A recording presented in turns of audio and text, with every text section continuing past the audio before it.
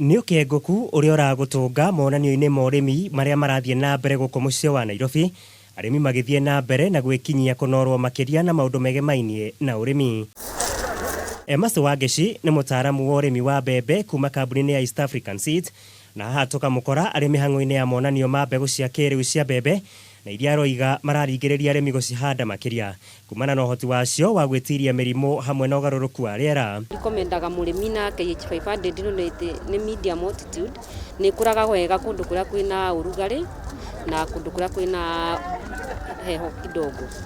Then production ya KH500 na Onjoria nĩ njega tondũ mũrĩmi no agethe magetha maingĩ toka 35 to 45 bags. Wangeci agatarĩria harĩa arĩmi magwagĩra kĩgeranio ũrĩmi-inĩ wa mbembe na ũrĩa ũmatwaragĩrĩria kũgetha magetha matindiaru. Arĩmi nĩ mapuzĩte gwĩkĩra fertilizer, na fertilizer rĩmwe ĩgakorwo ĩna goro, mũrĩmi agakorwo ndara afford akabanda mbembe yake gũte fertilizer.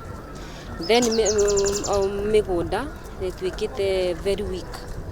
Kĩndũ kĩa mbere nĩ ndawa iria George Nyanamba nake nĩ mũrĩmi ũkoretwo wĩkĩrĩire ũrĩmi wa greenhouse akĩrĩma mĩthemba ya nyanya o ũndũ ũmwe na hoho itiganite. Tukiangalia ile ambayo aina moja tuko nayo ni inaitwa batiani, nayo inasaa vizuri kwa sababu within 2 months the third month naona ni ndogo lakini imeanza kusaa vizuri, inakubea matunda kwa kila sehemu kama 5-6 na pia inakuwa kubwa.